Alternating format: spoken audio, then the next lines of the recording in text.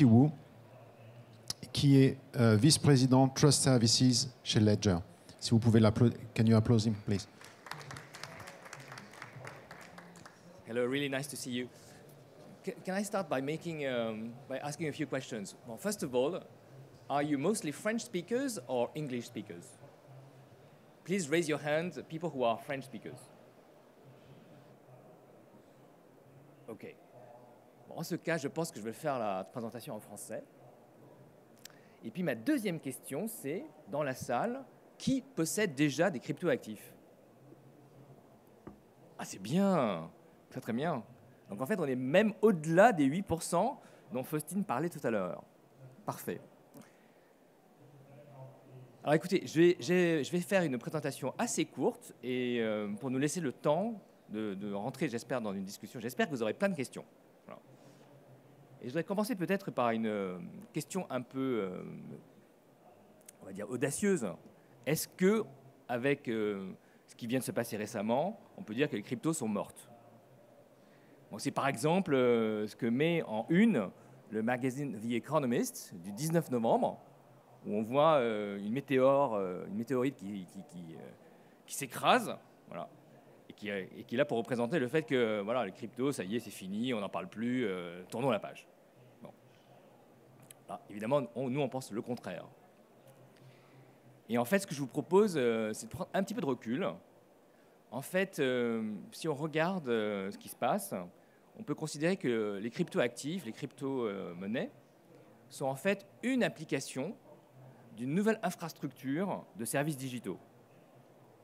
En fait, ce qui est en train de se passer depuis plusieurs années, c'est la construction d'une nouvelle infrastructure qui sera totalement décentralisée et qui va permettre de fournir les services digitaux d'une façon totalement différente. Et si on regarde historiquement, en fait, à chaque fois qu'on a construit de nouvelles infrastructures, malheureusement, on a eu des cas de fraude, et des cas de fraude massifs, et puis on a eu aussi beaucoup de scepticisme. Pourquoi? Parce que c'est difficile en fait de se projeter sur ce que cette nouvelle infrastructure va permettre comme nouveau service. Et là, je voudrais vous donner deux exemples. Le premier, sur la droite, c'est le prix Nobel d'économie Paul Krugman, qui en 1998 a dit, alors j'imagine qu'il le regrette depuis, bah finalement Internet, c'est rien du tout. Dans quelques années, on va s'apercevoir que c'est du même ordre que les machines à fax. Bon, évidemment, on est quelques années plus tard, Internet a tout changé. Et puis, concernant la fraude, eh bien d'abord, il y a eu pas mal de fraudes à chaque fois qu'il y a eu de nouvelles infrastructures. Et en particulier, si vous regardez le 19e siècle, lorsqu'on a construit les chemins de fer, quasiment dans tous les grands pays, il y a eu des fraudes massives. Et des fraudes encore plus massives que ce qu'on avait vu avec FTX récemment. Alors, je vous ai mis sur la gauche une caricature des années 1870 sur un scandale qui a eu lieu aux États-Unis, qui a impliqué des membres du Congrès américain, ce qui explique pourquoi sur cette caricature, on voit Uncle Sam qui demande à ces congressmen américains de se vêtir en vêtements japonais et pour se faire harakiri.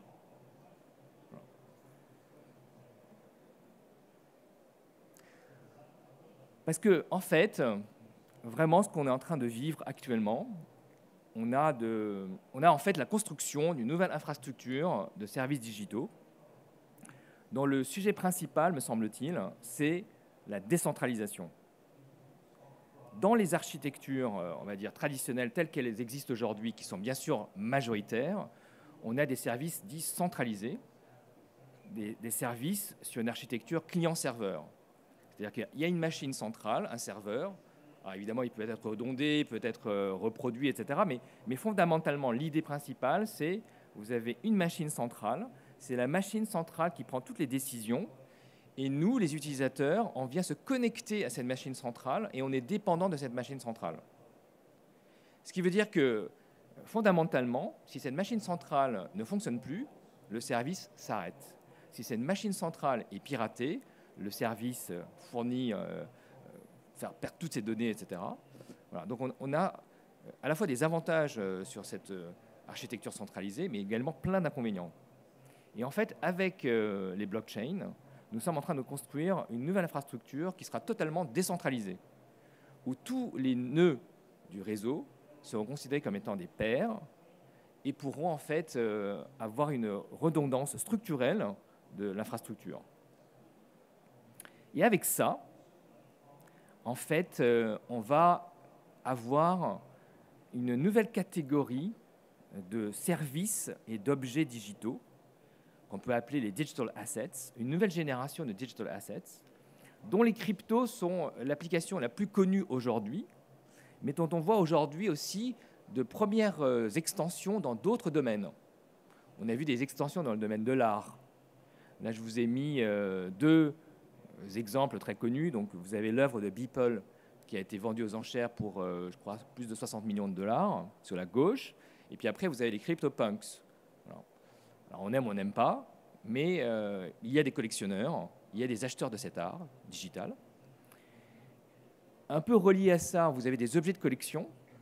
Donc là, je vous ai mis deux exemples des objets de collection sur les champions de basketball américain, la NBA. Et puis un autre objet de collection, les Bored Apes, qui sont d'ailleurs plus que des objets de collection, hein, puisqu'en fait, ils vous donnent accès à une communauté et à des services exclusifs. Et puis, il ne vous a pas échappé que de plus en plus de grandes marques, en particulier des marques de luxe, des marques de grande consommation, sont en train d'entrer dans ce nouveau monde et sont en train de proposer des objets digitaux, des objets de luxe digitaux, des sacs à main digitaux, des vêtements digitaux. Voilà. Donc on va vers un monde où, au fur et à mesure que nous passons du temps dans ces univers digitaux, il est tout à fait concevable de vouloir en fait posséder un certain nombre d'objets digitaux. Si je passe 2 heures par jour dans un monde digital, pourquoi je n'aurais pas envie d'avoir un sac Chanel dans ce monde digital? Pourquoi je n'aurais pas envie d'avoir un véhicule digital dans ce monde digital? Et donc, ça va se poser la question de comment est-ce que en fait, je détiens ces actifs digitaux. Et c'est là où la décentralisation, ça apporte la bonne réponse. Parce que si on se projette, si on avait aujourd'hui dans le monde physique une architecture centralisée, ça voudrait dire en fait que tous nos biens, ils sont quelque part dans un espèce d'entrepôt central. C'est-à-dire que quand je veux avoir accès à mes vêtements, il faut que j'aille voir un entrepôt central pour pouvoir le récupérer. Quand je veux utiliser ma voiture, il faut que j'aille à cet entrepôt central, à ce serveur, pour demander le droit d'utiliser ma voiture. Eh bien, demain, en fait, on va avoir ces objets digitaux. Et donc, la structure de détention de ces objets digitaux, la bonne structure, ça n'est pas une structure centralisée où je dois systématiquement demander l'autorisation d'un espèce d'entrepôt central digital pour pouvoir utiliser quelque chose qui finalement m'appartient. Ce que je veux, c'est une détention en propre.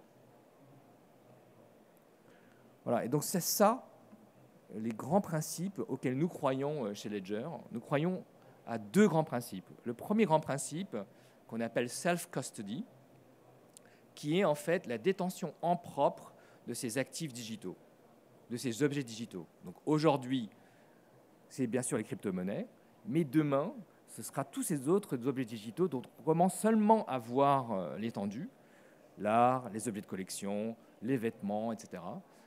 Donc ce à quoi on croit, c'est la capacité pour les consommateurs et les entreprises à pouvoir détenir en propre ces objets digitaux de manière décentralisée, sans en avoir à référer à une entité centrale, et sur lesquels je puisse en fait faire des échanges de pair à pair. Aujourd'hui, si je décide de vendre ma veste à Jean-Noël, je n'ai pas besoin de demander l'autorisation d'une entité centrale. Je peux le faire. Demain, si je veux vendre mon objet digital à Jean-Noël, je dois pouvoir faire la même chose. Donc le premier principe auquel on croit extrêmement fort, c'est ce principe de self-custody. Et après, le deuxième principe auquel on croit extrêmement fort aussi, c'est que nous pensons que pour cette nouvelle technologie, pour cette nouvelle infrastructure, il faut, si on souhaite en fait conserver ces actifs de manière sécurisée, en fait, il faut une nouvelle génération de matériel. Alors nous avons un credo très fort qui est, nous pensons que le matériel, alors ça tombe bien parce que je pense que normalement dans cette conférence, on s'occupe beaucoup de cartes à puce. Voilà. Donc j'espère que la majorité des participants de cette conférence seront d'accord. En tout cas, nous croyons très fort au matériel qui fournit une protection nettement plus élevée que le logiciel. Et nous pensons aussi qu'il faut une nouvelle génération en fait, de matériel qui soit adapté en fait, à cette nouvelle infrastructure décentralisée. Ce qui nous amène à qui sommes-nous? Alors, Faustine a eu l'amabilité d'en parler tout à l'heure. Nous sommes une des licornes françaises. Nous sommes en fait la plateforme numéro 1 en termes de sécurité, ces services de sécurité pour ces actifs digitaux de nouvelle génération. Nous avons en fait deux grandes lignes de business. On a une ligne de business qui vend des produits et des services directement aux consommateurs, aux particuliers. Et donc nous avons une gamme de devices. Nous en avons vendu plus de 5 millions. Donc notre device phare, c'est le Ledger Nano X. Et puis, lié à ça, nous avons une application qui s'appelle Ledger Live, qui existe à la fois en version mobile et en version desktop, qui accompagne le device, qui permet deux choses. La première, c'est la configuration, la gestion de son device. Et la deuxième, c'est l'accès de manière sécurisée à un certain nombre de services de gestion, d'achat, de vente, d'échange de mes cryptos, mais demain aussi de mes NFT, de mes objets digitaux, etc. Donc, cette deuxième fonction, c'est vraiment une fonction d'accès de manière sécurisée en fait, à un ensemble de services qui, bien sûr, vous permettent, en tant que consommateur, d'accéder à tout ce monde des actifs digitaux. Et puis, nous avons aussi une business line enterprise où nous fournissons une plateforme ultra sécurisée sur la base de matériel sécurisé de type bancaire, ce qu'on appelle les HSM, les Hardware Security Modules. Donc, c'est une plateforme qui permet à des entreprises de conserver de manière sécurisée soit leurs digital assets, soit les digital assets de leurs clients. Donc nos clients, ce sont par exemple des fonds d'investissement, des entreprises crypto, mais ça peut être aussi des institutions financières qui souhaitent offrir des services de détention de crypto-assets à leur clientèle. Je terminerai juste par vous dire quelques grands chiffres sur Ledger. Qui sommes-nous? Donc nous sommes une entreprise française. Nous avons été créés en 2014. Aujourd'hui, nous sommes plus de 650 personnes. Nous avons vendu plus de 5 millions de nos consumer devices. Alors, nous sommes essentiellement en France, à Paris. Nous avons une usine de fabrication à Vierzon. Et puis, nous avons des implantations à l'étranger, en particulier aux États-Unis et en Asie.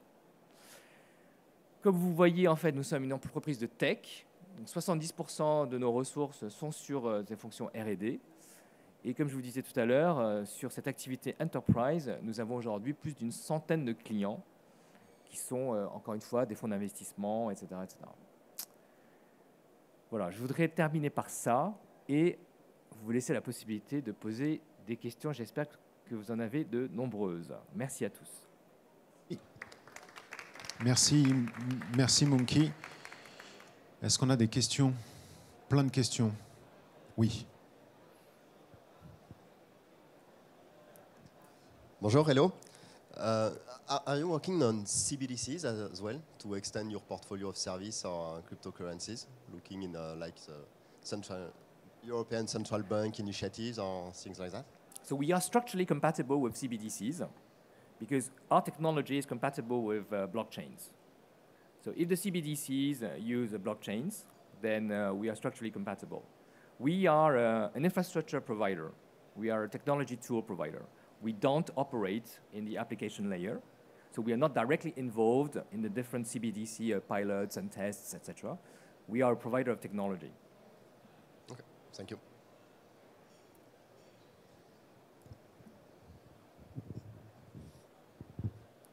Il n'y a pas beaucoup de questions. Il y a des questions. Ah, Mais si, regardez. Merci. Bonjour. Effectivement, comme vous l'avez dit, du coup, il y a un niveau de décentralisation. Maintenant, je peux posséder des actifs numériques dans mon portefeuille, mais je reste quand même dépendant d'une centralisation. Parce que si, par exemple, je possède un terrain, une maison sur Decentraland, si le serveur demain est coupé, tout ce que je possède, finalement, c'est juste une URL qui ne pointe plus vers nulle part. Est-ce que, à votre avis, c'est parce qu'on est sur une première étape de décentralisation, ou est-ce qu'on est au maximum et il faudra vivre avec cette semi-décentralisation, on ne pourra pas faire plus? Je pense qu'en fait, on est en effet dans ce monde de transition où on n'est pas encore tout à fait arrivé sur une décentralisation, on va dire, pure et dure. Voilà. Et par exemple, FTX, c'est un exemple de centralisation dans un monde décentralisé. C'est-à-dire que Bitcoin, c'est structurellement décentralisé, mais aujourd'hui, la majorité des transactions se font sur des plateformes centralisées, comme FTX. Voilà. Et malheureusement, bon, bah voilà, c'est une des raisons, comme le soulignait tout à l'heure Faustine, qui a permis, en fait, qui a facilité la fraude au niveau FTX. Comme le disait Faustine, si on avait été dans une architecture totalement décentralisée, la fraude aurait été beaucoup plus difficile à mettre en place. Donc nous sommes effectivement dans une situation un peu intermédiaire où on n'a pas encore en fait tous les services qui sont totalement décentralisés. ah voilà. One more question. Thank you very much.